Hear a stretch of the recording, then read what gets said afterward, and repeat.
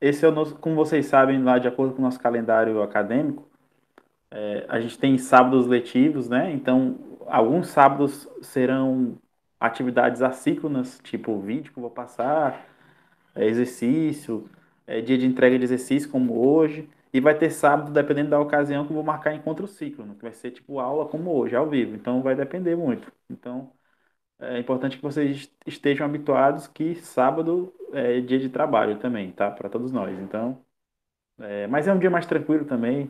Depois da aula a gente fica em paz, né? Final de semana, sábado, tem domingo aí também para descansar. E é isso aí, tá? O nosso encontro hoje vai ser dividido em algumas partes. A primeira parte vai ser para tirar algumas dúvidas rápidas aí dos conteúdos anteriores. E a parte posterior vai ser para me falar de conteúdo novo, tá? Dentro dessa parte de conteúdo novo, a gente vai introduzir hoje o estudo das propriedades coligativas. Só que antes de estudar as propriedades coligativas, a gente vai falar de mais um tipo de concentração que ficou faltando, que eu havia me esquecido. E essa concentração, ela é importante nas propriedades coligativas, tá? E é relativamente fácil, vocês vão já entender que ela é fácil, tá? Então, vou deixar aqui essa primeira parte aqui aberta para vocês tirarem dúvidas aí sobre alguns conceitos, sobre, sei lá, diluição, molaridade, ainda se tiver ficado alguma dúvida. Falem aí, escrevam aí, perguntem, não sei.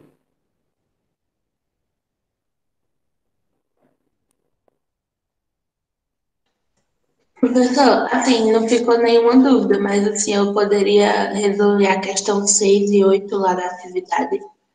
Porque muita gente ficou, né, com essas questões pendentes. Da atividade, da última atividade, é? Não, é da 4, se eu não me engano. Que o senhor falou que ia resolver hoje. É da última atividade mesmo, da quarta atividade mesmo. Não, é porque tem a 5. Tem as cinco. É, mas é pra entregar a segunda. Mas enfim, é assim. Ou, a 4. Pode ser? Professor? Eu vou procurar aqui, deixa eu ver se eu acho.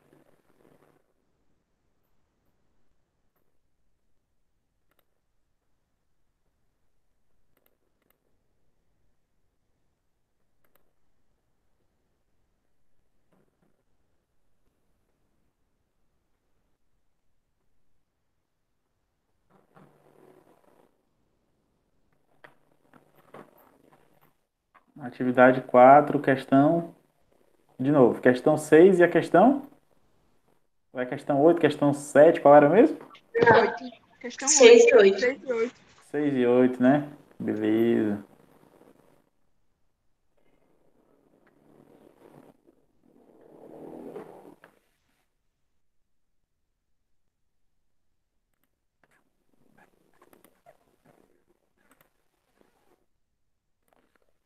Deixa só eu compartilhar aqui a tela para a gente poder todo mundo enxergar a mesma coisa, beleza?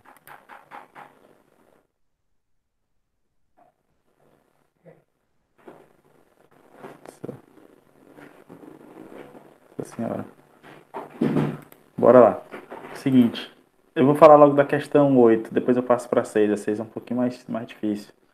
Então eu vou falar logo da 8, tá? A questão 8 fala assim: a água potável não pode conter mais do que 5 vezes 10 a menos 4 miligramas de mercúrio, que é o Hg, tá? Por grama de água, tá? Então a água potável ela não pode conter mais do que essa quantidade de mercúrio por grama. Aí, para evitar o inconveniente de usar números tão pequenos, porque vocês sabem que 5 vezes 10 a menos 4 miligrama é um número bastante pequeno. Se eu for transformar para grama, ele vira um número ainda mais pequeno. Então, o químico ele utiliza o recurso matemático. Que recurso é esse? É a unidade de concentração chamada ppm, né? Que ele divide o ppm, ele não tem muito uma fórmula específica, mas geralmente o ppm ele pode ser descrito como a massa do soluto em miligramas dividido pela massa do solvente em quilogramas. Aí ele pergunta, a quantidade máxima permitida de mercúrio na água potável corresponde a... E a quantidade máxima de mercúrio permitida é justamente essa, né? 5 vezes 10 a 4 miligramas por grama de água. O que que acontece aqui? Vocês vão ter que utilizar essa expressão aqui que a questão deu e substituir. Quem que é a massa do soluto em miligramas? Está aqui, ó. 5 vezes 10 a menos 4, tá? Quem que é a massa do solvente em quilogramas? Aí vocês vão ter que pegar na questão que fala que essa quantidade de mercúrio é por grama de água. Então vou ter que pegar grama de água e transformar para quilograma. Quando eu transformar a grama de água para quilograma e fazer a divisão, eu vou achar uma dessas respostas aqui. Então o jeito de fazer é dessa maneira, entendeu? Alguém conseguiu entender? Todo mundo conseguiu entender aí? Então, de maneira aproximada, eu vou até ajudar vocês, ó. Então, de maneira aproximada, quando você jogar aqui na fórmula, vai ser o quê? Vai ser 5 vezes 10 a menos 4 miligrama dividido pela massa do solvente em quilograma. Quem que é a massa do solvente? É 1 grama. Só que 1 grama em quilograma é 10 a menos 3 quilograma. Aí, quando você divide 5 vezes 10 a menos 4 por 10 elevado a menos 3, você vai achar uma resposta dessas daqui, ó. Que é justamente a resposta correta, tá? Então, a oitava questão resolve desse jeito. Conseguiram entender aí? É, beleza. Então, então vamos lá para a sexta. Só uma coisa, Vamos, professor. A fala. grama da água sempre vai ser 10 elevado a menos 3. Pera aí. A grama da água. É, que o senhor Não. disse que seria 10 É o elevado a seguinte. menos 3. Ó, a grama de qualquer, 1 grama de qualquer coisa é 10 elevado a menos 3 quilograma. É um fator de conversão, entendeu? Vamos lá, se eu pegar 1 grama de, eu pegar 1 grama de arroz e quiser transformar para quilo, como é que eu faço? Eu tenho que dividir por 1.000. Quando eu divido por 1.000, vai virar 0,001, que é 10 menos 3, entendeu? Então aqui é um fator de conversão, certo?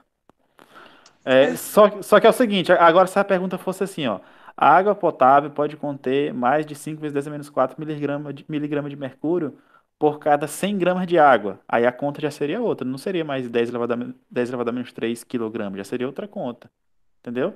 Ela só está sendo 10 elevado a menos 3 porque quando eu faço a transformação de grama para quilo, 1 grama equivale a 10 a menos 3 quilogramas, entendeu? São fatores de conversão, de escala. Aquela historinha que eu poderia falar assim, ó, transforma metros para quilômetro, transforma gramas para tonelada, é aquela mesma história, tá? Aqui essa questão aqui ela é relativamente fácil, é só utilizar fator de conversão de unidades, tá? De subunidades, no caso, né? Já que gramas e quilogramas são da mesma unidade, mas são de subunidades diferentes, né? Então aqui é só uma questão de subunidades. Então, o mais engraçado dessa questão, que geralmente alguns livros falam que ppm não tem uma fórmula específica, mas alguns livros, eles tentam fixar que a maneira mais fácil de entender ppm é sempre você transformar a massa do soluto em miligrama, como está aqui na questão, e transformar a massa do solvente em quilograma. Sempre que você fizer isso e dividir, você vai ter uma concentração em ppm. Então, alguns livros tratam essa quantidade de ppm usando essa fórmula aqui. E já outros não falam que não tem fórmula definida. É só a divisão de uma parte de soluto para 1 milhão de partes de solvente. Então é importante vocês terem em mente os dois conceitos, tá? De ppm, que é uma parte por milhão, ou também pode utilizar essa expressão aqui. Dividir soluto em miligrama e massa pela massa do solvente em quilograma. Sempre que fizer essa divisão aqui vai dar a concentração em ppm, tá? E é importante lembrar também que ppm é utilizado sempre para soluções muito diluídas, ou seja, soluções que têm concentrações muito pequenas. Então, por isso que eles utilizam ppm para facilitar o manuseio matemático, tá? Alguém falou alguma coisa no chat. Alguém falou não. Eu não sei se ele falou não que não entendeu ou não que alguma outra coisa que eu não captei. O João Lucas.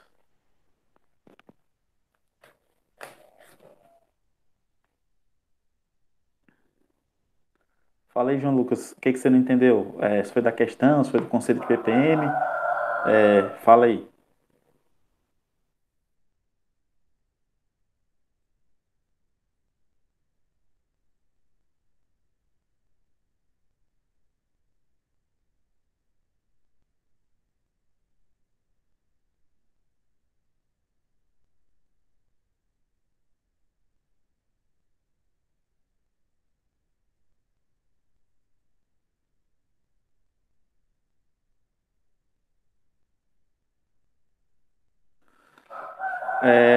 Seguinte, João Lucas, o conceito de ppm, como vimos lá na aula anterior, é uma concentração utilizada para soluções muito diluídas, né? Para soluções que têm a concentração muito baixa, tá? Então, os químicos utilizaram esse conceito. Esse ppm significa partes por milhão, ou seja, ele pega uma parte de soluto e divide por 1 milhão da parte do solvente. Ou também o ppm pode ser utilizado como miligrama do soluto dividido por quilograma de solvente. Ou seja, você percebe que as unidades aqui são bem diferentes, então já dá para saber que é um tipo de concentração usado para soluções diluídas. ppm é utilizado, por exemplo, eu até gosto de usar esse exemplo, é como se você tivesse uma solução formada por uma colher, uma solução que você formou pela uma colher de sal de cozinha e você jogasse no leito de um rio, por exemplo. Aí você compara o volume de água que tem ali no rio e compara com a tua colher de sal que você derramou. E aí ia formar uma solução gigante. Então você ia perceber que a água do rio ela é muito maior que a massa do teu soluto. Então, se eu fosse expressar isso aí em concentração molar ou em concentração comum, ia dar um número muito pequeno. Ia dar tipo 0,00000, quase que infinito, até chegar na concentração. Então, para facilitar esse tipo de solução, na qual tem uma quantidade de soluto pequena e uma quantidade de solvente muito grande, os químicos utilizam o ppm, que é uma parte, a concentração expressada de uma parte para cada milhão de partes de solvente. Então, para esse caso de uma pitada de sal jogada dentro de um rio, os químicos eles utilizam muito essa notação de ppm, partes por milhão, tá? Então, o conceito é esse, é uma parte de soluto para 1 milhão de partes de solvente. Ou também pode ser a massa do soluto em miligramas, tá? Vou medir em miligramas e dividir pela massa do solvente em quilogramas. Então, o conceito básico é esse, tá? Vamos passar para a sexta. Essa sexta é a questão que eu mais gosto, que eu mais gostei até agora, tá? Questão muito massa. E é típica questão do Enem, né? Também cai muito questão desse tipo aqui, interpretação de gráfico. Justamente com o conteúdo que a gente está estudando, de química, né? Ele fala essa questão parcial de propósito, que é para vocês pensarem, tá? Não é só para jogar na fórmula e sair já comemorando. Isso daqui é um pouquinho, tem que pensar um pouco. Então vamos lá. A glicose, ela tem fórmula molecular C6H12O6, tá? E se ela estiver presente na urina, ela pode ter sua concentração determinada pela medida da intensidade da cor resultante da sua reação com um reagente específico, o ácido 3,5 de nitrossalicílico, conforme ilustrado na figura. Geralmente, quando você faz exame de sangue ou exame de urina, acontece um procedimento similar a esse, tá? Você sabe que a glicose é o açúcar, né? No sangue. A glicose é o açúcar no sangue. Então, se ele estiver presente em quantidades variadas ou em quantidades elevadas, ele pode acarretar diversos tipos de doenças, conformidades e tal. E aí, uma das maneiras que os farmacêuticos, bioquímicos, biomédicos, que são as pessoas que fazem lá aqueles exames, eles costumam medir, é colocando o sangue ou a urina para reagir com determinado reagente específico. E aí esses reagentes específicos, quando ele reage com a urina, ele muda de cor. E essa mudança de cor é de acordo com a quantidade de glicose que tem lá na urina, tá? Então a intensidade da cor resultante vai me dar uma indicação da quantidade de glicose que está presente na urina ali do indivíduo, que está sendo examinado, tá? Então, essa questão ela fala justamente disso. E aí a questão fala também que foi plotado um gráfico que mostra a intensidade da cor, tá? Intensidade da cor da reação formada entre a urina e esse meu reagente, né? A intensidade da cor versus a concentração de glicose. Então é uma relação direta entre a intensidade da cor e a concentração de glicose, tá? Então a intensidade da cor vai me dar uma indicação se tem muita glicose ou pouca glicose na urina do paciente, do indivíduo. Então o gráfico mostra isso. Quando vocês verem questão de gráfico, a primeira coisa que vocês têm que fazer é interpretar o gráfico, né? Não pode passar direto para as alternativas, depois ficar perdido, e não pode ler, ou também não pode ver o gráfico e já ficar assustado. Tem que interpretar o gráfico, falar o que que o gráfico, tentar ver o que que o gráfico está te mostrando, que geralmente o gráfico já vai te dar a resposta, tá? É assim que a gente faz questões de gráfico, tá? Geralmente, à primeira vista, podem parecer difíceis, mas são fáceis, porque o gráfico já dá a resposta, né? Então, imaginemos que uma amostra de urina submetida ao tratamento anterior, que foi descrito na questão, tenha apresentado uma intensidade de cor igual a 0,2 na escala do gráfico. Aí ele fala qual a alternativa correta, tá? Então vamos lá. Primeira coisa, a intensidade aqui da cor 0,2 está aqui no eixo Y, né? Que é o eixo vertical, né? Os valores do eixo Y, do eixo vertical, eles têm relação direta com os valores do eixo X, que é o eixo aqui horizontal, na qual tem concentração de glicose, né?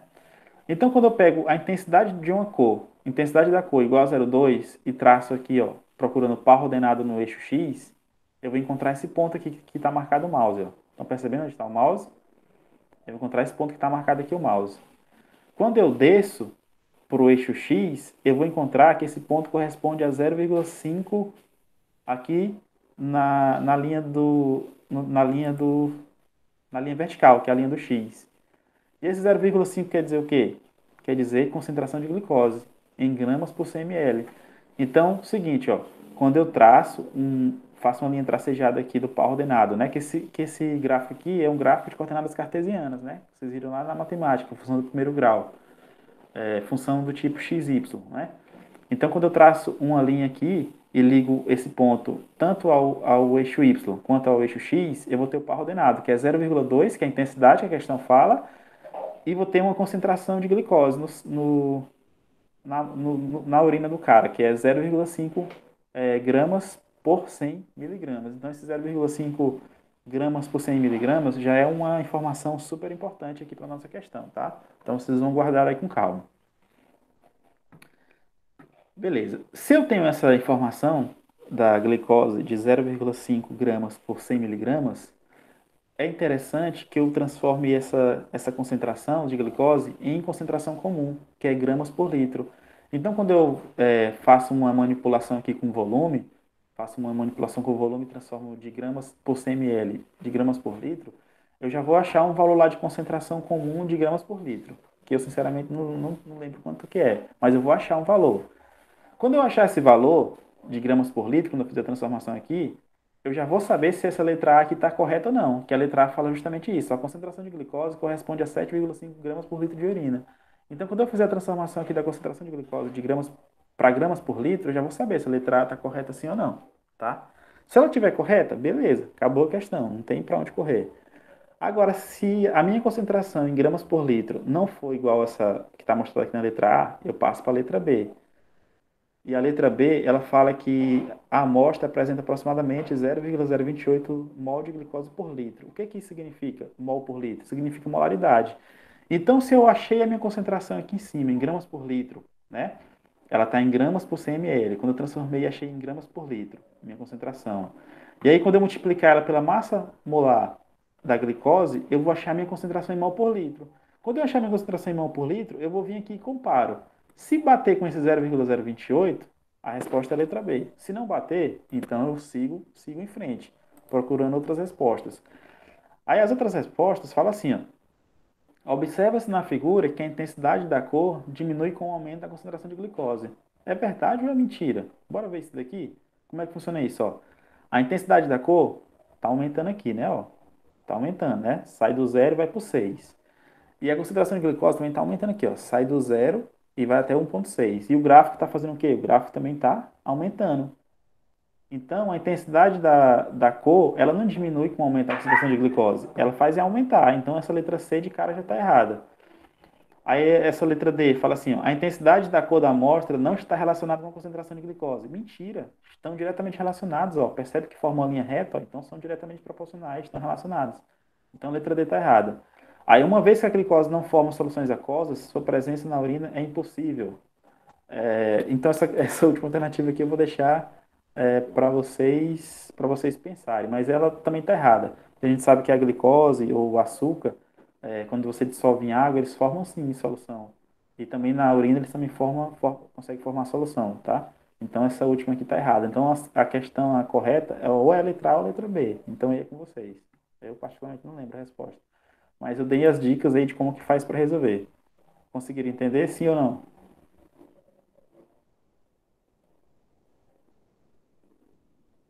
Ficou claro, pelo menos pra mim. E pros outros aí, me digam alguma coisa. Professor, Fala aí. a minha resposta nessa B aí deu mais um zero. Fica Incorreto não, não. Ahn, Coloca no chat aí como foi que ficou, do jeito que apareceu na tua calculadora, no teu celular, só pra me dar uma olhada. Tá.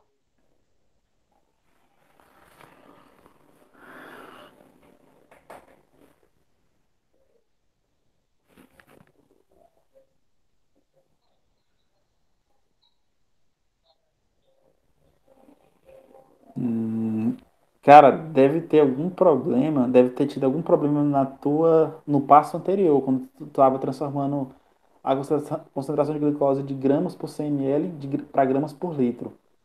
Tenta dar uma olhada com calma, ver se tu fez corretamente essa transformação, porque possivelmente seja isso. Tua resposta está certa, mas tem um zero a mais, possivelmente teve algum equívoco aí na transformação dos volumes. Dá uma olhada com calma, tá? Tá bom. Beleza? Tá.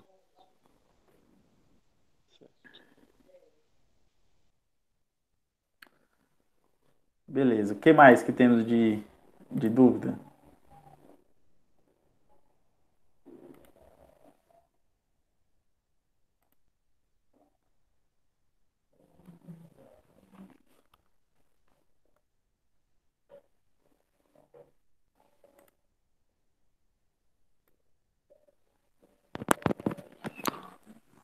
Ó, seguinte, eu já coloquei aqui a lista de frequência para vocês assinarem aí, para a gente ganhar um tempo, enquanto vocês descansam aí para a gente começar a falar de outra coisa.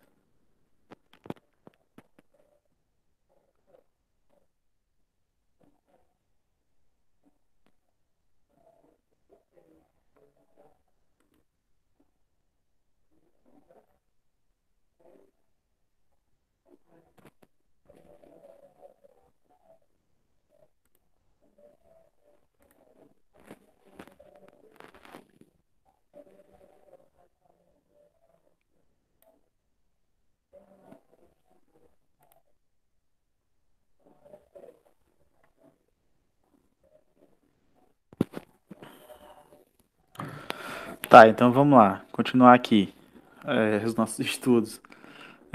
Mais uma vez, vamos. Eu tinha falado que a gente não ia mais ver concentração, não sei se foi para a turma de vocês, eu não lembro, foi para outra turma. Mas a gente vai ver aqui mais um tipo de concentração, nesse caso eu prometo que será o último tipo, tá? Eu não ia nem falar sobre esse tipo de concentração, porque ele não é muito utilizado assim na química e tal. Só que depois eu me lembrei que ele é muito utilizado em propriedades coligativas, entendeu? Então a gente precisa ver esse tipo de concentração aqui, não tem jeito, tá? Não estava nos planos, mas a gente precisa ver, tá? Que tipo de concentração é essa? É uma concentração chamada concentração molar ou molaridade. Vocês vão ter que ter muito cuidado aqui para não confundir com molaridade, tá? Aqui, deixa eu pegar a canetinha. Aqui nós estamos falando de molaridade com L, tá? Troca o L pelo R. Estamos falando de molaridade, tá? E ela tem a letra W, tá? Molaridade tem a letra W, é um tipo de concentração que a gente vai estudar agora. Ela é bem fácil, bem simples assim. Qual que é a definição de molaridade? Ela é a quantidade em mols de soluto existentes em 1 grama de solvente. Então ela tem uma relativa diferença em relação a tudo que a gente estava estudando anteriormente. Primeira coisa, tudo que estávamos estudando anteriormente era a quantidade de soluto dividido pela quantidade da solução, né? Era tipo massa do soluto por massa da solução. Era número de mol de soluto por número de mol da solução. Era massa do soluto por massa da solução, lá na fração molar, né? No título. Era, no título era massa do soluto pela massa da solução. Na fração molar era massa do soluto pela... Meu Deus do céu, eu viajei agora. Na fração molar era número de mol do soluto dividido por número de mol da solução. Então tudo era alguma coisa do soluto dividido por alguma coisa da solução. Agora não, na molaridade é diferente. Na molaridade, é a quantidade de mol do soluto dividido por quilograma do solvente. Então aqui vocês têm que lembrar, aqui já é uma coisa diferente. Eu tô separando as duas componentes da solução. Eu estou dividindo só o número de mol de soluto somente pela massa do solvente, tá? Então, para fixar na cabeça de vocês, vocês lembrarem que aqui eles são independentes, soluto e solvente, tá? É tanta coisa que a pessoa fica meio perdida. Então, ó, então essa observação aqui que está no slide é justamente o que eu acabei de comentar, ó. Até agora, vários tipos de concentrações estudadas sempre relacionavam a quantidade do soluto com quantidade da solução, né? Então, no caso da molalidade, a gente vai relacionar a quantidade de soluto com a quantidade apenas do solvente. Então, é importante deixar isso aqui claro na cabeça de vocês, tá? De novo, molalidade, número de mol do solvente, do soluto dividido por quilograma de solvente, tá? Por exemplo, vamos aqui a um exemplo bem prático. Tô achando que eu engoli o slide, mas tudo bem. Vamos para um exemplo bem prático. Quando temos 3 mol de sal comum, né? Sal de cozinha, o NaCl, cloreto de sódio, qualquer um desses nomes aí corresponde ao sal comum. Digamos que temos 3 mol de sal comum, dividido por 1 kg de água. Dizemos então que a molalidade da solução é igual a 3 mol por quilograma. Ou ainda que a solução é 3 molal. Por quê? Porque eu estou dividindo o número de mol do soluto pela massa do solvente, que é 1 kg de água. Então, quando eu divido, vai aparecer a expressão, a resposta vai ser 3 mol por quilograma. Por que vai ser 3 mol por quilograma? Porque a unidade mol está dividida pela unidade quilograma. Então, a unidade de molaridade é mol por quilograma. É importante também fixar isso, ó, que a molaridade tem essa unidade aqui, mol por quilograma. Tá? Aí falamos da parte conceitual e alguém vai falar assim, professor, e as fórmulas, professor? Para ficar mais fácil aqui para mim fazer as questões e tal, para mim acertar as questões que estão muito fáceis, aí vocês podem falar isso, né? E aí eu vou falar que a fórmula é essa, ó. W, né, que é a fórmula da minha molaridade, vai ser igual a 1000 vezes N1, que é o número de mol do soluto, dividido por M2, que é a massa do solvente, tá? Pela própria expressão, né, de molaridade, que fala que molaridade é o número de mols do soluto existentes em 1 kg de solução, então tá aqui, número de mol dividido pela massa do solvente. Não, pelo quilograma de solvente, né? Então aqui é o número de mol do soluto dividido pela massa do solvente. Aí alguém fala, professor, e esse 1000? Por que que tem esse 1000 aí? Esse 1000 ele aparece por conta do fator de conversão. O que que significa isso? Significa que toda vez que na questão aparecer a massa em gramas, não precisa transformar ela para quilograma. Aqui, como diz o próprio conceito de molaridade. Eu posso colocar ela na expressão em gramas mesmo, porque esse 1000 que está aqui em cima multiplicando, ele já vai ser o fator de transformação, da massa em gramas para quilograma, tá? Então não precisa eu me preocupar com isso, tá? Em transformar a massa do solvente para quilograma. Posso jogar lá na fórmula em grama mesmo que vai. Já que lá em cima tem o 1000, o fator de multiplicação, ele é o próprio fator de conversão, tá? De gramas para quilograma, tá? Então essa é a fórmula de molaridade. Aí alguém fala assim, professor, mas a questão não me deu o número de mol, não. Ela deu foi a massa em gramas do soluto e a massa em gramas do solvente. Se a questão te deu a massa em gramas de soluto e massa em gramas do solvente e não, e aí você fala que ela não te deu o número de mol, você pode usar essa expressão aqui, que é derivada, né? Que vai ser 1000 vezes a massa do soluto dividido pela massa do solvente vezes a massa molar do soluto. Essa expressão aqui, ó, que eu estou riscando, ela foi derivada dessa aqui, tá? Então, essa da esquerda derivou essa da direita. Ou seja, uma se transforma na outra facilmente. Só você fazer lá aquela ideia lá, né? Que número de mol é igual a massa por massa molar. Massa por massa molar. Aí você pegar esse número de mol e jogar aqui dentro dessa expressão, você vai achar essa daqui que eu tô riscando, ó, tá? Então é essa matemática, bem simples, tá? E lembrando, esse 1000 aqui significa que eu posso já usar a massa aqui em gramas, tá? Porque alguém poderia falar, professor, mas esse negócio de massa em quilogramas, toda hora eu vou ter que transformar? Não, não precisa. O 1000 aqui já vai fazer essa transformação automática para você dentro da fórmula. Beleza aí para todo mundo? Aí alguém pergunta, professor, por que que eu estou estudando essa molaridade agora aí do nada? Que você não tinha nem falado. Porque a molaridade ela é muito usada no estudo das propriedades coligativas, que é o nosso próximo conteúdo, tá? Então, por isso que a gente está revendo, tá revendo não, por isso que a gente está vendo molaridade, porque ela vai ser aplicada nas propriedades coligativas, tá? Ah, deixa eu ver aqui se é esse exemplo. Ah, tá. Aí tem um exemplo, né? Fala assim, qual é a molaridade de uma solução que contém 40 gramas de brometo de cálcio em 200 gramas de água, né? Então, é só uma aplicação matemática para vocês verem como é que faz isso. Ó. O brometo de cálcio é o K, é o CaBr. Cada dia que passa, minha letra vai ficando mais horrível nesse mouse aqui, que eu não sei escrever com isso. CaBr2, tá? É o CaBr2, o brometo de cálcio, tá? E a minha molaridade, que eu acabei de ver, ela tem essa fórmula aqui, ó, 1000. Estou fazendo passo a passo, devagar, para todo mundo entender. 1000 vezes, eu vou usar aquela segunda fórmula, 1000 vezes M1 dividido por M2 vezes o M maiúsculo 1. Né? Essa é a minha fórmula da molaridade. Lembrando, o 1 significa soluto, então aqui é a massa em gramas do soluto. O M2 minúsculo significa massa do solvente. O M maiúsculo 1 significa massa molar do soluto. Então essa é a expressão da molaridade, tá? Aí o que acontece? Ele pergunta qual que é a molaridade de uma solução que contém 40 gramas de brometo de cálcio em 200 gramas de água. Então, esse 40 gramas de brometo de cálcio é quem? É o meu M1. Já sei que é o M1 aqui, ó. Beleza. 200 gramas de água é quem? É o meu M2, que é a massa do meu solvente. Beleza. E esse M maiúsculo 1, que é a massa molar do meu soluto, eu sei? Sei. Quando eu consulto a tabela periódica, eu vou ver que a massa molar do KBr2, o brometo de cálcio, é 200 gramas por mol. Então é fácil. Tá aqui 200. De posse dessas informações, é só a gente fazer aquele velho e bom jogar na fórmula, né? Todo mundo fala isso, é só jogar na fórmula. Então, é só jogar na fórmula aqui, ó. Tá? Então, eu já tenho todas essas grandezas aqui que eu acabei de mencionar para vocês. Então, é só jogar na fórmula. Então, vai ser 1000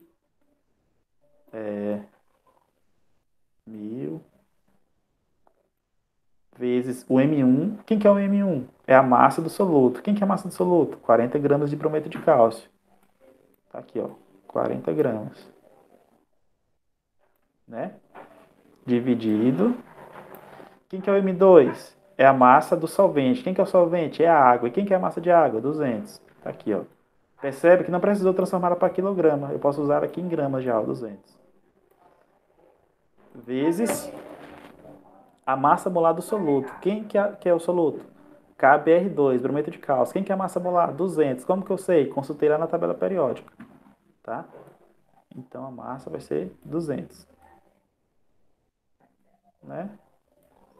Então isso aqui vai ser igual, sei lá, tem várias maneiras de fazer isso, né? Posso cortar esse zero com esse zero. Eu posso cortar esses dois zeros aqui com esses dois zeros aqui. Então vai dar 4 vezes 10, 40, né? Em cima. E embaixo vai dar 2 vezes 20, 40 também. E 40 dividido por 40 é 1. Né? 1 o quê? Mol por quilograma. Que é as unidades aqui. Ou 1 molar. Tá? Então, essa é a nossa maneira de calcular a molaridade. Alguém conseguiu não entender?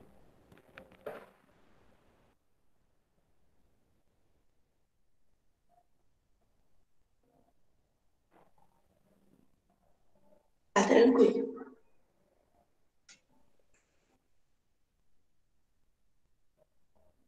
E aí, José Guilherme, fala aí, conseguiu entender? Consegui sim, professor. Beleza. E os outros aí, para mim não falar o nome de todo mundo, ó. Tem o Cauã Vitor, Cleice Vitória, Irlei do Angelim, João Lucas, Júlio César, Eu Kelvin entendi, Pereira, professor, eu entendi. tem a Lívia, Maria Cassandra, ó, falei o nome de todo mundo aí, ó. Tem o João Lucas, beleza. Então vamos seguir em frente aí, tá? Tem essa questão aqui.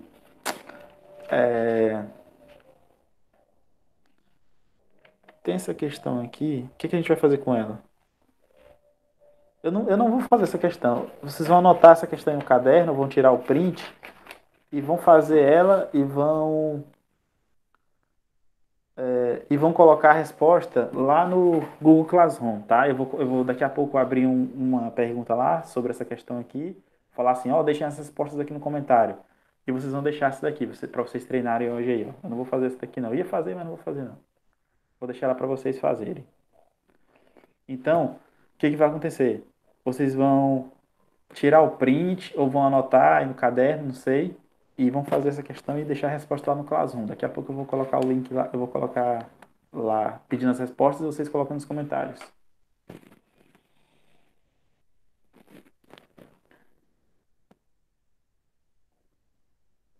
Todo mundo conseguiu entender aí o que é para fazer?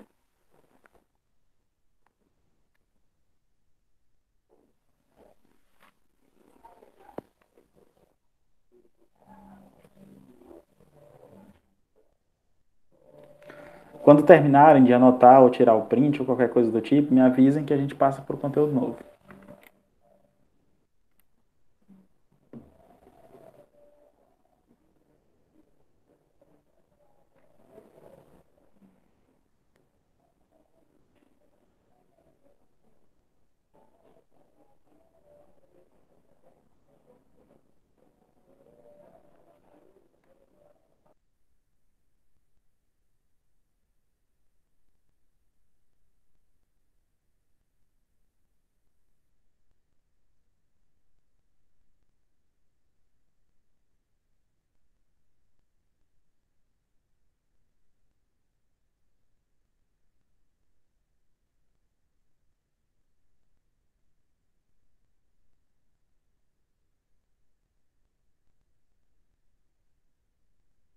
Deixa eu perguntar, tem alguém copiando? Se não tiver, eu já mudo aqui rápido.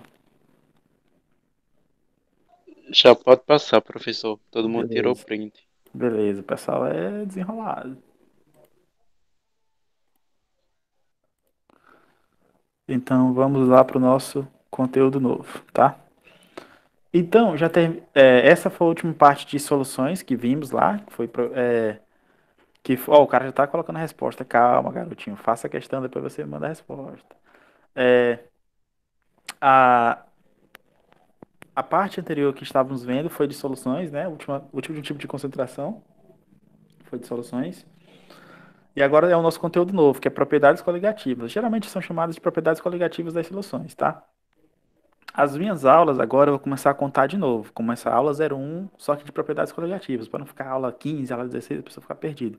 Então, para cada conteúdo eu vou começar a aula do zero. Então, aula 1, próxima aula 2 e assim por diante. Só que do conteúdo de propriedades coligativas, tá? Mais na frente, a gente vai entender o que são propriedades coligativas. Antes de iniciarmos o estudo das propriedades coligativas, vamos rever ou vamos ver algumas coisas interessantes dentro da química, tá? Possivelmente vão ser coisas que vocês já viram lá na Química 1, Química do primeiro ano, esse tipo de coisa, tá? Possivelmente será coisas que vocês já viram. Então vai ser uma revisão. A primeira coisa que vamos estudar aqui, antes de estudarmos propriedades coligativas de fato, vai ser o que acontece na evaporação dos líquidos, tá? Primeira coisa, vocês lembram lá da Química 1 que a matéria ela se organiza de três formas, né? Sólida, líquida e gasosa, né? E aí as passagens de formas de organização da matéria, ou as passagens de fases aqui, elas têm nomes especiais, né? Quando sai do sólido para o líquido é fusão, quando sai do líquido para o sólido é solidificação. E aí do líquido para o gasoso é vaporização. E quando sai do gasoso para o líquido, voltando, é condensação ou liquefação. E quando sai do sólido para o gasoso, do gasoso para o sólido é sublimação, né? Então aqui são os processos, são chamados processos físicos, tá? De transformação da matéria. Isso aqui vocês já viram, né? Quando a gente está estudando também processo de transformação da matéria, nós estudamos geralmente a água, por ser a molécula mais simples que a gente conhece na natureza, né? É a molécula mais simples que a gente conhece na natureza. Sabe suas propriedades, algumas de suas propriedades, né? A gente sabe, por exemplo, que a água, ela transforma-se em sólido ou gelo, que a gente conhece, quando está na temperatura de 0 graus Celsius. E a água ferve a 100 graus Celsius. Quando a água ferve a 100 graus Celsius, ela está entrando ela está no processo de vaporização, né? Saindo do líquido para a fase gasosa, para a fase vapor, né? A 100 graus ocorre essa transformação. Aí, vocês também sabem, por exemplo, que uma roupa, ela fica no sol, ela seca, né? Então a água ali ela está passando da fase líquida para a fase gasosa, para a fase vapor, né? E uma lama, geralmente também, olha os exemplos, o exemplo é totalmente absurdo, mas é isso mesmo. Quando você passa num lugar que tem uma lama, aí você, à medida que o tempo vai passando, os dias vão passando, aquela lama, geralmente ela seca, né? Ela vai secar com o passar do tempo. Desde que pare de chover, essa lama vai secar. E aí alguém fala assim, professor, mas o senhor não falou que a água só vira vapor a 100 graus Celsius? Por que que a roupa da gente, quando fica no sol, enxuga e por que que a lama seca, se ali não está 100 graus Celsius? E mesmo assim está se transformando em vapor? Porque é o seguinte, mesmo não tendo a temperatura de 100 graus Celsius, essa água ela vai sofrer um processo de evaporação, tá? Que é a passagem lenta do líquido para a fase gasosa. Já quando eu coloco ali no fogão e vou ferver uma água, ela ocorre um processo de liquefação. Liquefação não, ocorre um processo de ebulição, que é a passagem rápida da fase líquida para a fase gasosa. Então, na natureza, mesmo eu não tendo a temperatura de 100 graus Celsius, a água ela está sempre passando para o estado de vapor ali na temperatura ambiente. Só que, obviamente, é uma passagem lenta, né? Você coloca uma roupa, não é rápido que ela vai ali secar rapidão. Apesar da temperatura estar bem elevada, mas ela não seca rápido, ela demora um certo tempo, porque a passagem do líquido para o vapor é lenta. Então, a evaporação dos líquidos, é isso que a gente vai estudar agora, né? Que é essa passagem do líquido, da fase líquida para a fase gasosa. Então, vamos lá, ó. Por exemplo, digamos que eu tenho aqui um estado inicial, né? Eu tenho, por exemplo, aqui um líquido, no caso água, está representado aqui as moléculas de água, nesse meu líquido. E em cima eu tenho um vácuo. Esse vácuo quer dizer que em cima tem nada. Nessa condição inicial, em cima não tem nada, tá? Com o passar do tempo, aqui no meu estado final, aqui embaixo eu vou ter ainda o líquido, permanecer tendo o líquido, só que em cima vai ter um vapor, que é justamente as moléculas de líquido que passaram da fase líquida para a fase gasosa. Então eu vou ter aqui uma mistura. Em cima eu vou ter um vapor das moléculas de água aqui que estão entrando em processo de vaporização, saindo da fase líquida para a fase gasosa. Então, com o passar do tempo, do meu estado final, aqui em cima, que tinha vácuo, que tinha nada, agora vai ter vapor do líquido, tá? Então, você percebe que com o passar do tempo, eu vou ter essas transformações, tá? E aí tem um fato interessante. Por exemplo, como esse recipiente aqui está fechado, esse recipiente está fechado, as minhas moléculas que saíram da fase líquida e foram para a fase gasosa, elas aqui na fase gasosa, elas são é, moléculas que têm uma certa liberdade, tá? Vocês vão lembrar lá do primeiro ano também, ou do estudo da química do início, que a fase soda, por exemplo, o gelo, ele é uma fase mais organizada.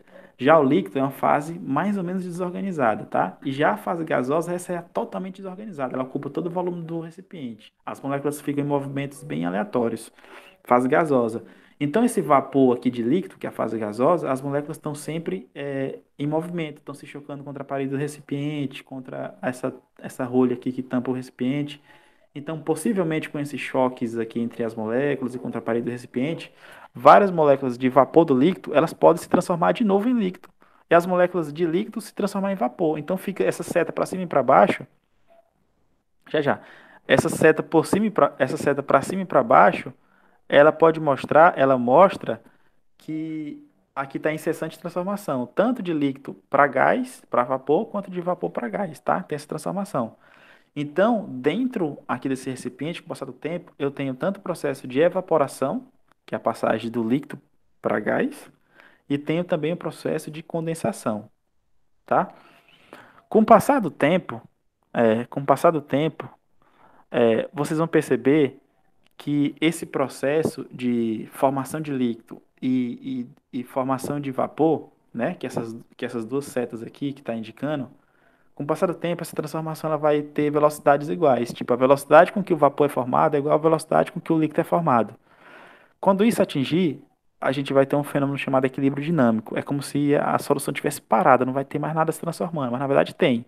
Só que a gente não vai conseguir observar a olho nu essa transformação porque a velocidade de ebulição, de evaporação, é igual à velocidade de condensação. É como se tivesse parado, mas na verdade está tendo uma transformação, tá?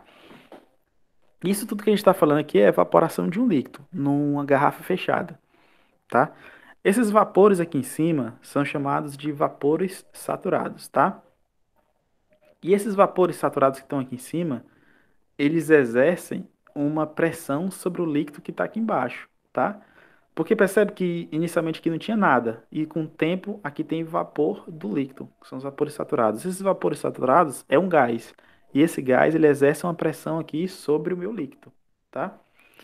E é justamente essa pressão sobre o líquido que a gente vai estudar nas propriedades coligativas, tá? É essa pressão de vapor chamada. Então, por definição, a pressão de vapor de um líquido é a pressão exercida por seus vapores, que são os vapores saturados, quando estes estão em equilíbrio dinâmico com o líquido. Então, o que é pressão de vapor? Que é um conceito muito importante aqui nas propriedades coligativas. É a pressão que o vapor do líquido, ou seja, quando o líquido entra o líquido sofre vaporização, vai formar um gás aqui em cima, e esse gás, que é chamado de vapor, ele vai exercer uma pressão sobre o líquido restante que tem aqui em cima. Essa pressão que ele vai exercer vai ser justamente a minha pressão de vapor, ou pressão máxima de vapor, tá? Antes da gente passar para o próximo slide, a Carlen perguntou por que o gelo expande. Eu não entendi muita pergunta. Por que o gelo expande? Você está falando por... Ah, entendi agora. Você está falando que você coloca a garrafa de 2 litros cheia e quando ela congela, ela aumenta, né? O volume, é isso? Isso. Porque o gelo expande. Essa pergunta é interessante. Ela tem a ver com um diagrama de fase, tá? Que possivelmente a gente vai estudar lá na frente. Porque é o seguinte, de maneira geral, os sólidos eles fazem diminuir o volume, né? Você percebe aqui nessa figura, você sai do líquido e passa para o sólido ele geralmente diminui o volume. Só que no caso da água, não. No caso da água é o contrário, ele faz aumentar o volume. Possivelmente, tem algumas explicações, principalmente as baseadas como é que fala? As baseadas em diagrama de fase, que é mostrando como que as fases das substâncias se comportam, ela vai conseguir explicar isso. Geralmente ocorre porque é, no, no, na fase sólida, essas moléculas de água, elas possuem ligações de hidrogênio mais rígidas, certo? Então elas conseguem ser agrupadas em maiores quantidades. Na fase sólida, elas conseguem se agrupar em maiores quantidades devido a essas ligações de hidrogênio. E aí elas vão conseguindo formar volumes maiores, tá?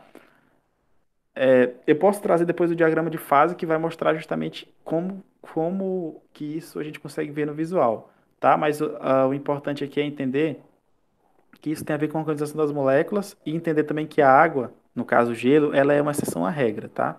Geralmente os sólidos eles fazem diminuir de volume, já o gelo não, o gelo faz se expandir, devido a essa organização cristalina ali da fase sólida, tá? Depois eu posso trazer uma figura que vai mostrar isso com mais calma, tá? Mas isso tem a ver com diagrama de fase.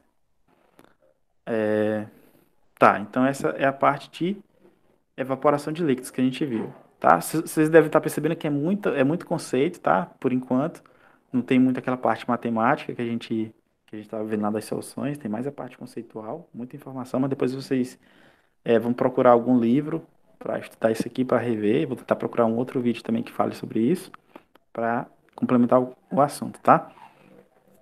Mas o que eu quero que fique claro aqui é isso, que um líquido, tá? Um líquido, por exemplo, uma garrafa de água, se você colocar ela pela metade e tampar, com o decorrer do tempo, em cima daquele líquido vai ter um vapor, que é formado justamente pela vaporização da água, passagem da fase líquida para a fase gasosa. E esse vapor que é formado ali em cima, ele vai exercer uma pressão sobre o líquido restante. E é justamente essa pressão que vamos estudar nas propriedades coligativas por enquanto, tá?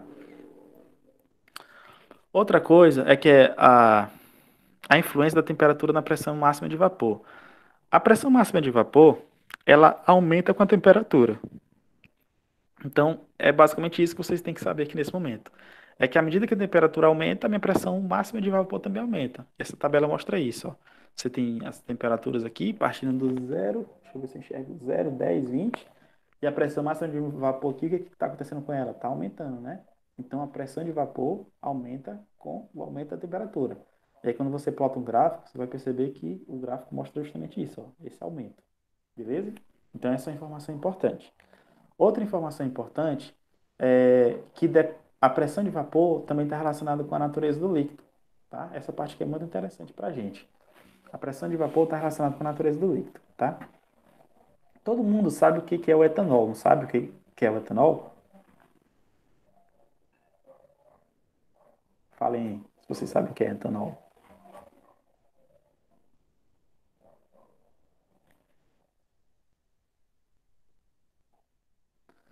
Beleza, o etanol é o álcool, tá? Que é o álcool que é vendido lá no posto de gasolina para abastecer o carro, né?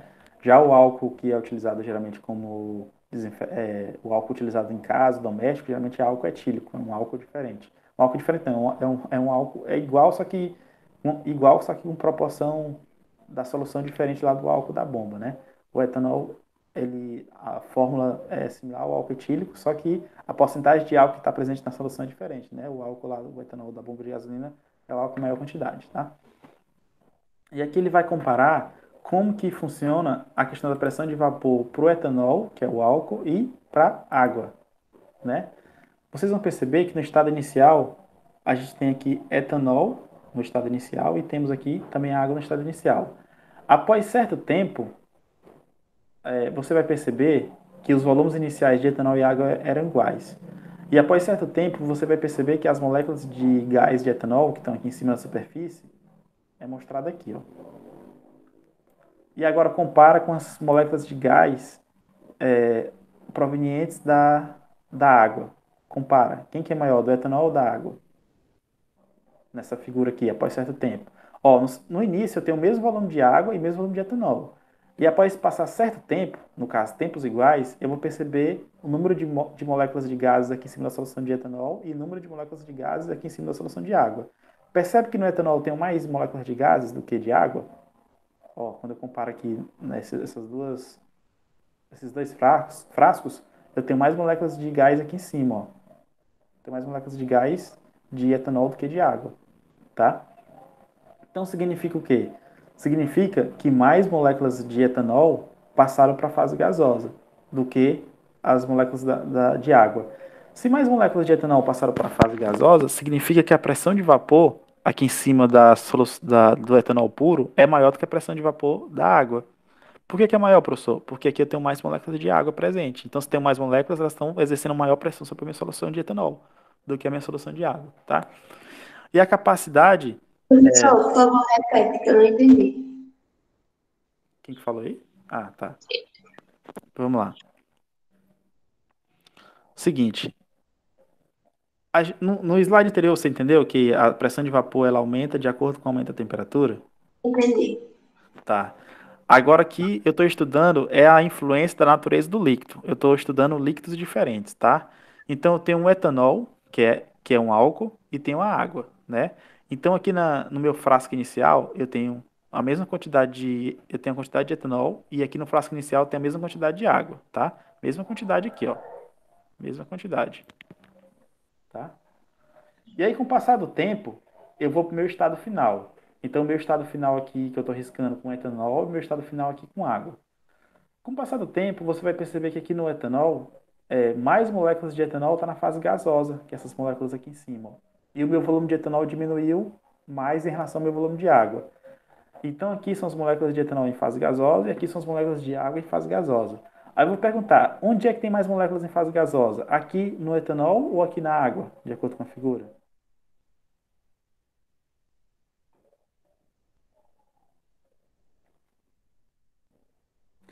No etanol, né? Se eu tenho mais moléculas aqui na fase gasosa do etanol, significa que eu vou ter mais pressão de vapor das moléculas de etanol sobre o etanol.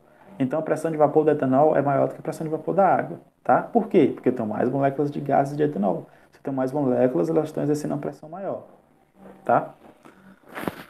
Essa pressão de vapor maior do etanol em relação à água tem a ver com um nome chamado volatilidade, que é algo volátil. O que é algo volátil? É algo que consegue se evaporar com a maior facilidade do que os outros. Então eu posso concluir que o etanol, como ele evaporou mais rápido, tem moléculas de gases maior, quantidade de moléculas de gases de etanol é maior do que a quantidade de moléculas de gases de água, eu posso dizer que o etanol ele é mais volátil do que a água. Ou seja, ele consegue passar para a fase gasosa mais rápido do que a água, né? Isso é volatilidade, né? Por exemplo, os perfumes que as pessoas usam, ali eles é uma mistura de álcool geralmente bastante volátil. Por isso que a gente passa perfume e rapidinho a outra pessoa está sentindo, porque o perfume está rápido, o perfume está transformando em vapor, em gás, e a outra pessoa consegue, e o gás se expande no ambiente, e a outra pessoa consegue sentir. Porque já pensou se você fabricasse um perfume com moléculas que não passasse para a fase gás, não fosse volátil? Então esse é um perfume que só você ia cheirar e com grande dificuldade, né? Então a ideia do perfume tem a ver também com volatilidade, tá? Essa explicação por que que o etanol libera mais moléculas de água em relação... Por que que o etanol libera mais moléculas de água, de gás em relação à água, tem a ver com forças intermoleculares. Mas eu não vou comentar isso aqui não, por enquanto, tá? E aqui um gráfico também mostra como que a pressão máxima de vapor do éter, que também é um líquido bastante volátil, do álcool e da água. Vocês vão perceber que para um andar a temperatura, ó, para um andar a temperatura, quando eu traço a linha reta aqui está a pressão de vapor da água, aqui está a pressão de vapor do álcool e aqui é a pressão de vapor do éter. Você percebe que do álcool e do éter, eles têm pressões de vapores maiores do que da água. Então, eles são mais voláteis que a água, né? E aí aqui embaixo eu coloquei também, ó. É bom lembrar também que quanto maior for a pressão máxima de vapor de um líquido, maior será a sua tendência em evaporar. Ou dizemos ainda que o líquido é mais volátil, ou maior volatilidade. Então é bom ficar isso em mente. Quanto maior a pressão de vapor de um líquido, maior será a sua tendência em evaporar. Ou dizemos ainda que o líquido é mais volátil. Por quê? Se eu tenho uma pressão de vapor grande, significa que vários gases estão ali na fase vapor. Se vários gases estão na fase vapor, é porque ele saiu da fase líquida e foi para a fase vapor. Então é porque ele evaporou, ou porque ele foi mais volátil, tá? Então esses são os conceitos sobre pressão de vapor. Outra coisa importante também a gente entender aqui, que a quantidade de líquido ou de vapores presentes, eles não têm muito a ver com a pressão máxima de vapor. Então, por exemplo, aqui eu tenho duas figuras. Eu tenho uma quantidade de líquido aqui específica, certo? E tenho a quantidade de vapor aqui em cima. Aqui eu tenho a quantidade de líquida menor e tenho a quantidade de vapor maior. Só que a pressão máxima de vapor, ou seja, a pressão que esses gases aqui estão influenciando sobre o meu líquido, ela não depende da quantidade de líquido ou vapor, tá? É meio esquisito, mas realmente é verdade. E lembrando, aqui, quando eu estiver falando do mesmo líquido, tá? Eu estou falando aqui do mesmo líquido. Quer dizer que a quantidade de líquido ou de vapores saturados não influencia na quantidade da pressão máxima de vapor, tá? É isso. Eu Aí não... tem... Por Fala, quê, Ah, pode eu não falar. entendi. Por quê? Quanto maior moléculas de vapor, não seria maior a pressão, professor? Assim, pela lógica, sei lá. Pela lógica, Por sim. exemplo, Fala. nesse A tem bem menos vapor do que o exemplo B. Aí o aluno ia raciocinar dessa maneira, eu acho. Mas por qual motivo que a quantidade de moléculas não influencia na pressão? Nesse caso aqui, é, a gente tem um fenômeno interessante, porque é o seguinte, porque com o passar do tempo vai ser atingido o equilíbrio. Que equilíbrio é esse? É a velocidade de passagem da fase vapor para a fase líquida. Então, independente da quantidade que vamos ter aqui de líquido e solvente, quando atingir o equilíbrio, a minha pressão máxima de vapor ela vai ser igual, tá? Quando atingir o equilíbrio, tá? Independente da Ah, quantidade de vapor. Por quê? Porque a quantidade de moléculas de líquido que está passando para gás é igual à quantidade de gás que está passando para líquido. Então, o aluno realmente ele iria raciocinar que é diferente, mas não é. Porque quando atinge o equilíbrio, as velocidades de transformações são iguais. E aí, quando ele quando essas velocidades são iguais, ou seja, quando ele atinge o equilíbrio aqui nesse frasco que eu estou riscando, e ele atinge o equilíbrio aqui nesse outro frasco que eu estou riscando, desde que sejam o mesmo líquidos, eles vão apresentar a mesma pressão de vapor, tá? Porque atingiu o Ah, equilíbrio. entendi. Tá?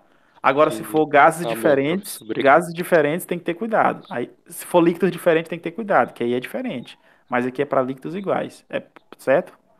Então é isso, porque atingiu o equilíbrio. Certo. O João Lucas aí perguntou até que horas vai acabar a aula. Vai acabar já já, antes de 10h20. Vou só fazer duas questões aqui, já vai acabar, tá? Sei que todo mundo já tá a fim de curtir o sabadão, né? Mas vai dar certo.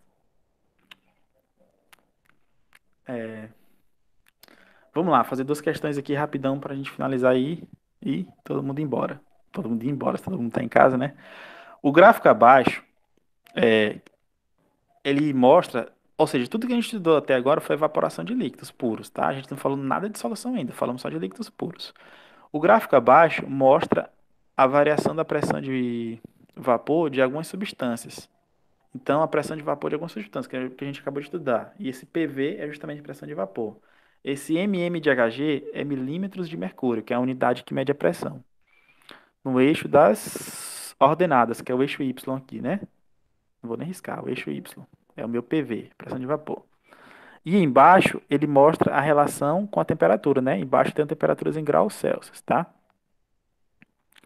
E aí, aqui eu tenho esses números aqui, ó. 1, 2, 3, 4, 5. São quem? São as substâncias, né? Substância 1, a substância 2, substância 3, substância 4, substância 5.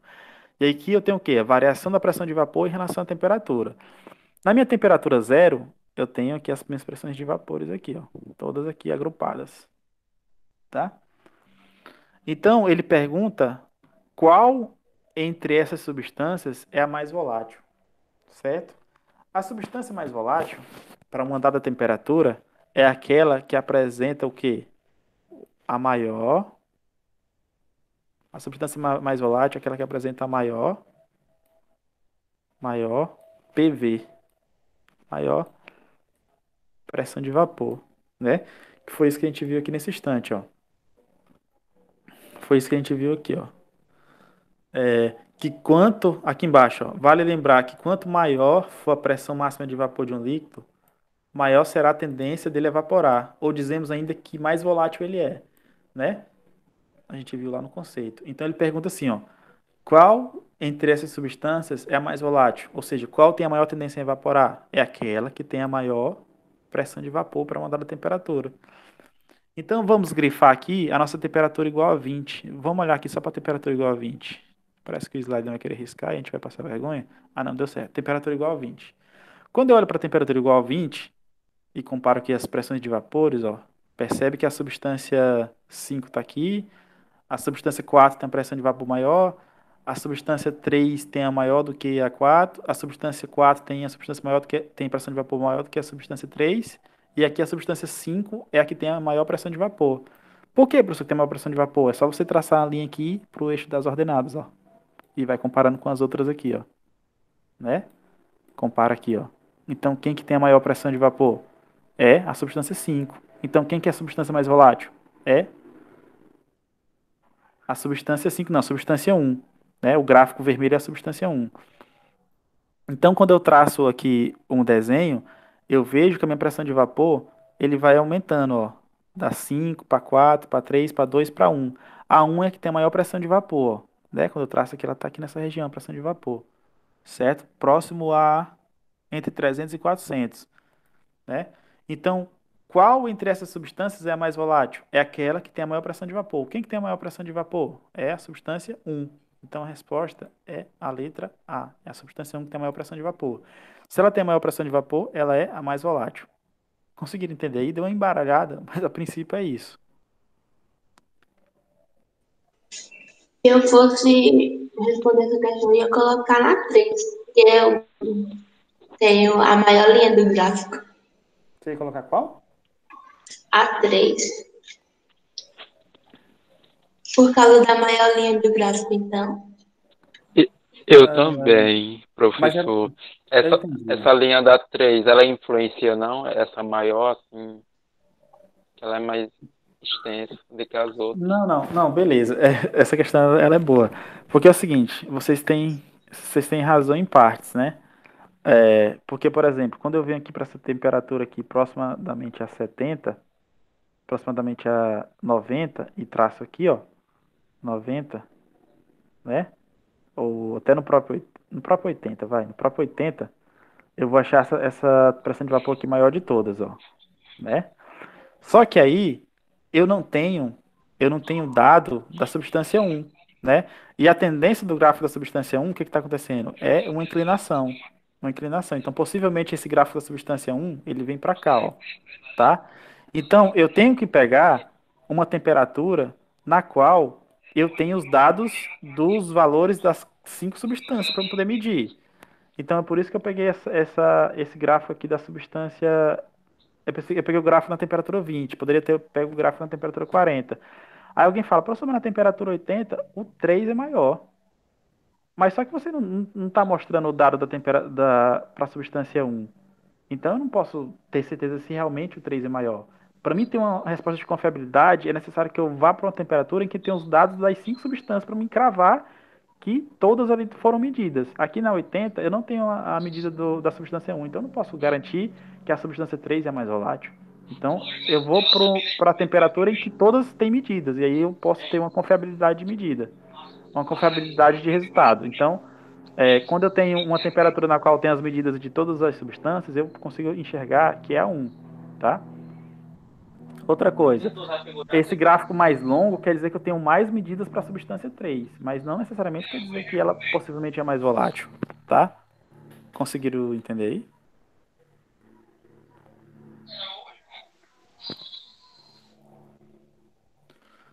Não, que não pegou a instância de ontem, toda vez quando ele pega um dia depois. Guilherme, desliga o microfone. Vamos aqui para a nossa última questão, para encerrar, tá? Nossa aula. Vamos lá. Tendo em vista que o momento em que o líquido encontra-se em equilíbrio com seu vapor, né, que é justamente isso que a gente está estudando, né? Eu tenho aqui o meu recipiente, né? Aí eu tenho o quê? Eu tenho o meu líquido aqui embaixo, né? Que pode ser uma água e tal. E aqui eu tenho as moléculas de vapor em cima, né? Tá pingando aqui, tá?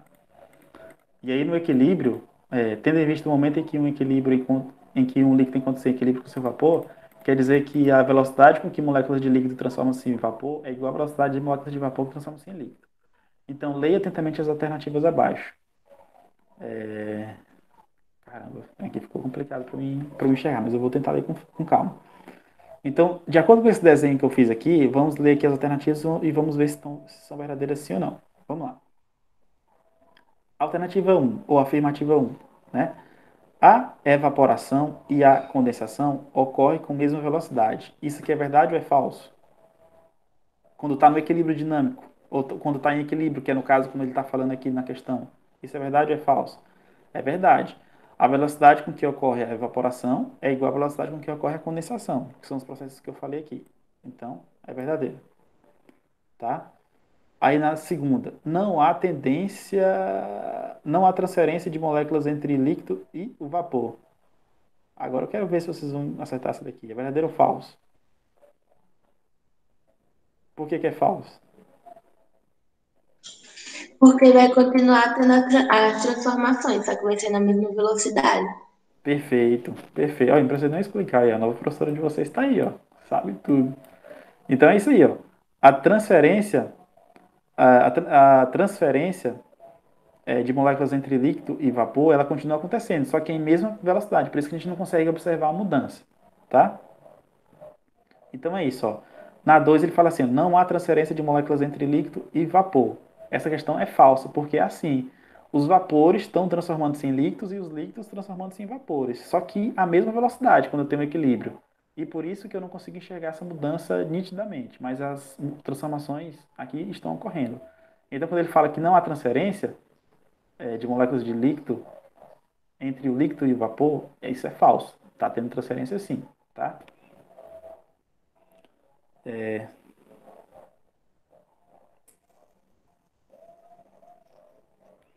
A terceira, ele fala que a pressão de vapor do sistema mantém-se constante quando está no equilíbrio dinâmico. Verdade ou falso?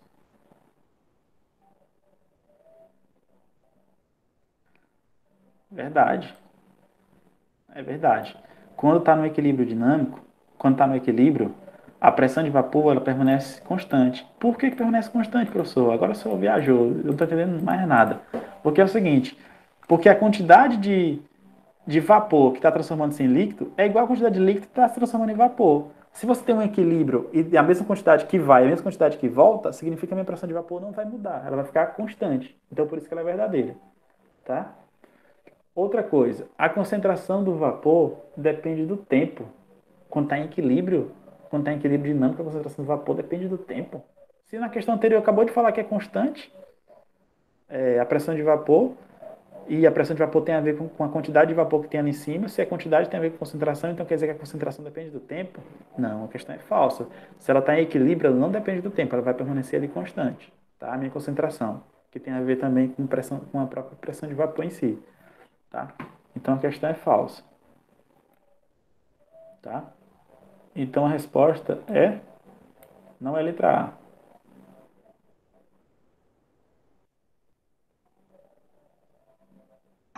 Ah, é as incorretas.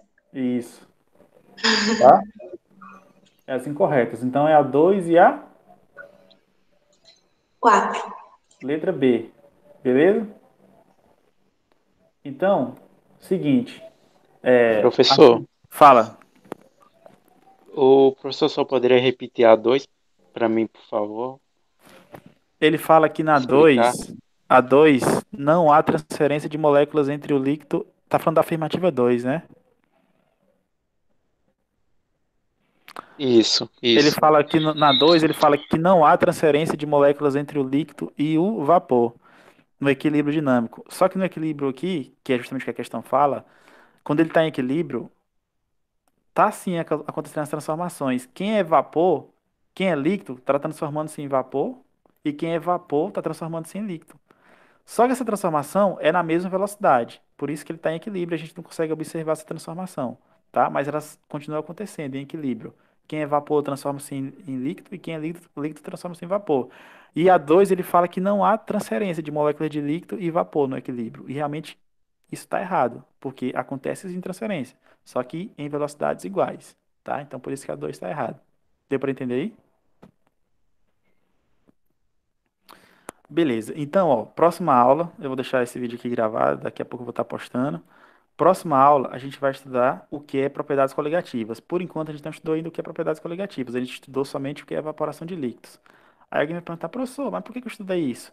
Porque a primeira propriedade coligativa que a gente vai estudar é o abaixamento da pressão de vapor quando eu adiciono um soluto dentro de um líquido puro.